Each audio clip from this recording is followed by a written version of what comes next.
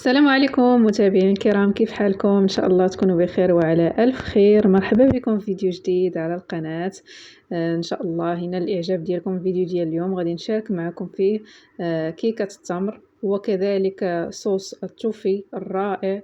والكيكه ما نعاودش لكم المذاق غزال ان شاء الله تجربوها وما غاديش تندموا عليها. غير تبعوا المراحل والمكونات بالضبط وغتنجح معكم. صراحه مذاقها مغاير على الكيكات اللي مولفين كنحضروا.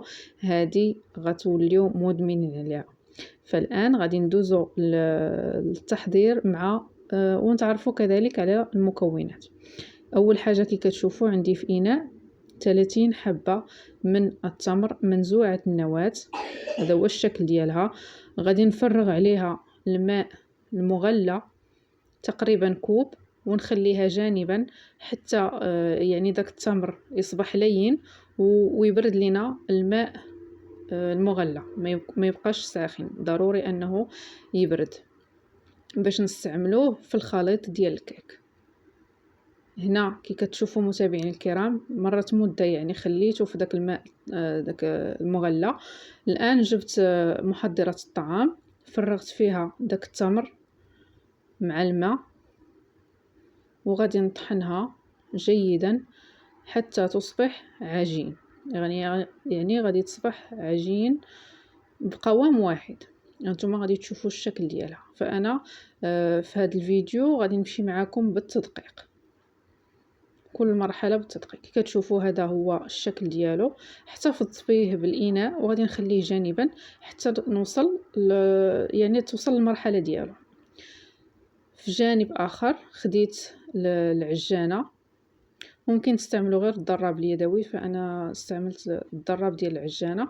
خديت 4 حبات من البيض بحراره الغرفه يعني، وملعقه صغيره من الفاني، كوب من السكر. غادي نضربه جيدا.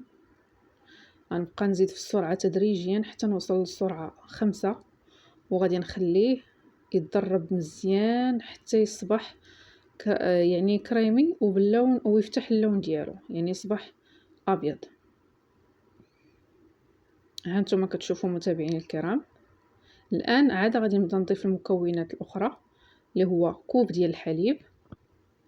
هو والضراب خدام، يعني ما كنقفلش الضراب.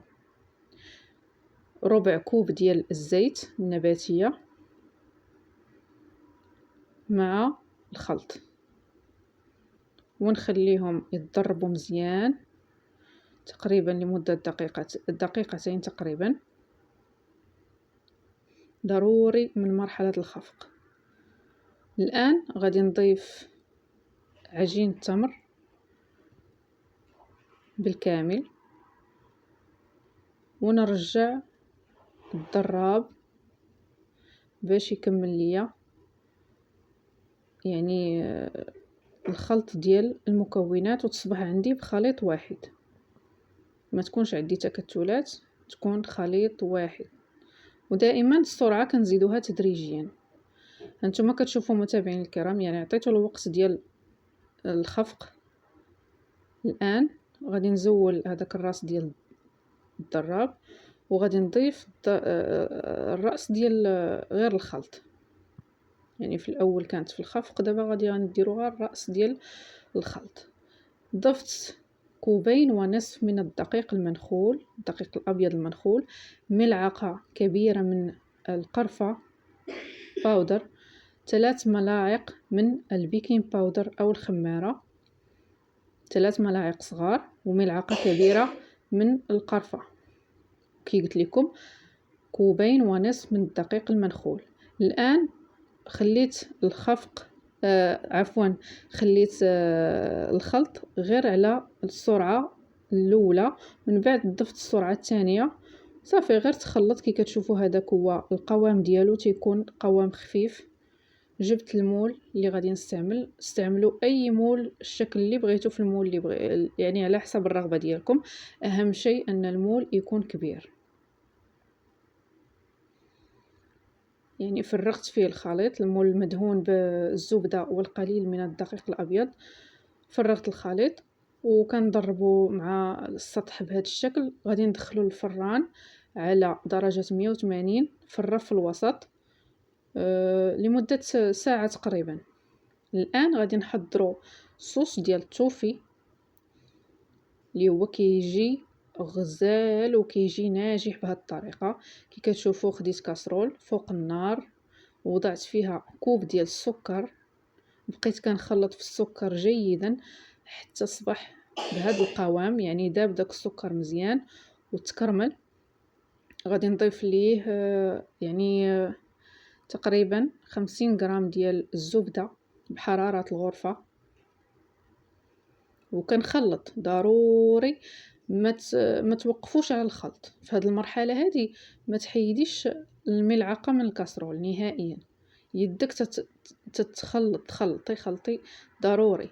وبعدوا شي شويه الوجه ديالكم، لان فاش كتكونوا تضيفوا المكونات كيبدا يطاير داك الخليط اللي في الكاسرول، فضروري تنتبهوا.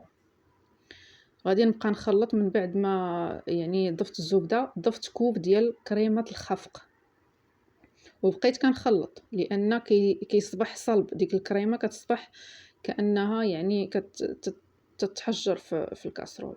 بقيت كنخلط جيدا حتى تكون ليا الخليط بهذا الشكل كي كتلاحظوا.